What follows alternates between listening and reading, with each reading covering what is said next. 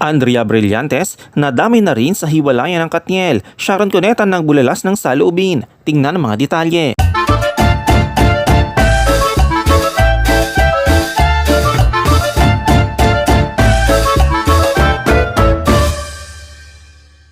Si Andrea Brillantes ay hindi makakalimutan ng petsang November 30 malamang dahil ito ang ika-160 na kaarawan ng bayaning si Andres Bonifacio na may parehong initial sa kanyang pangalan. Ito ang araw kung saan labis na pinag-usapan ng mga netizens ang buhay ni Andrea Brillantes, isang kilalang kapamilyang young actress. Agad na sinugod siya ng mga fans ng Katniel matapos i-anunsyo ni Catherine Bernardo ang opisyal na pahayag ang paghihiwalay niya kay Daniel Padilla. Maraming fans ng Katniel ang naniniwala na si Andrea Brillantes ang dahilan umano ng pagkawasak ng relasyon ng kanilang iniidolong artista. Nakaramdam din si Andrea sa pag-uusig mula sa mga fans ng Katniel matapos niyang iugnay ang kanyang pangalan sa pagwawasak umano ng relasyon ni Catherine at Daniel. Literal na minumura siya ng mga galit na galit ng mga tagahanga ng Katniel, lalo na ng mga sumusuporta kay Catherine, pero may bahid na pagbibiro ang pagtanggap sa kanya dahil sa kanyang umano'y tagumpay na pagwawasak sa relasyon ni Catherine at Daniel.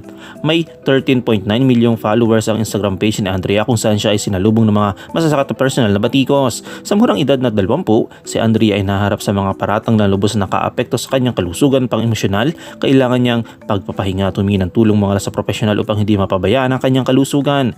Nagkaroon ng kontrobersiya si Andrea matapos ang hiwalayan niya sa dating nobyo na si Richie Rivero noong June 2023. Dahil sa alegasyon ng cheating laban kay Richie, si Andrea ay nakakuha ng simpatya ng publiko, subalit hindi ito napahina sa mga batikos ng kanyang tinatanggap. Bagamat tila inabsuelto na ng publiko si Daniel, pareho silang may pananagutan kung totoo man o kumalat ng mga balita.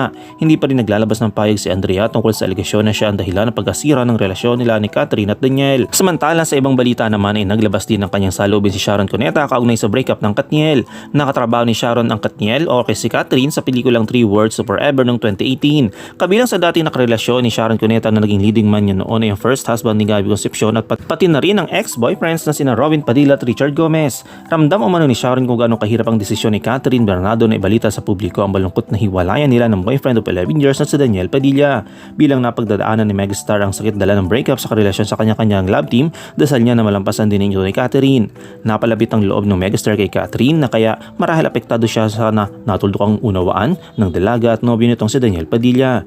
Narepost pa ni Sharon Cuneta ang post ni Catherine at saka nagpaabot ng mensahe sa Katniel fans na lubos na apektado ng balita. Apela pa ni Sharon, sana iwasan na kampihan sa gitna ng espekulasyon sa dahilan ng breakup ni Catherine at Daniel.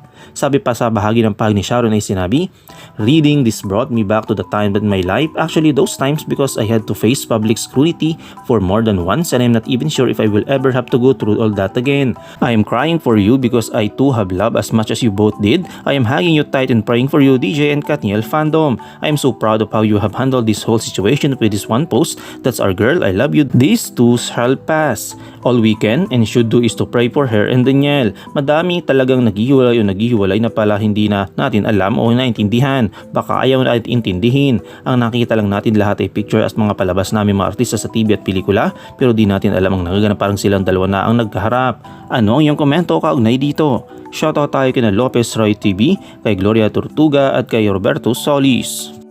I-comment mo lang ang inyong opinion sa comment section at huwag kalimutang i-like, i-follow, i-subscribe ang busygram.net para sa mga latest happenings.